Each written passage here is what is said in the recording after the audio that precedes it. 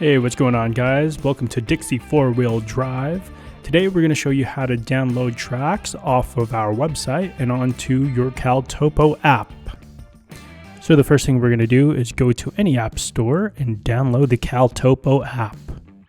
Once you have the CalTopo app downloaded, go ahead and create an account.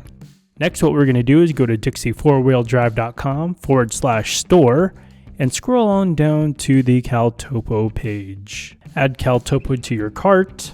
On the next page, scroll down and proceed to check out. And continue to populate the information here onto the left side. Just know that these trails and tracks are free. Go ahead and place your order. Then we made things easier. You can click the button where it says click here to go direct to CalTopo. Then on the next page, click on the big red button where it says open the trail tracks on CalTopo. From there, it'll automatically open your CalTopo app.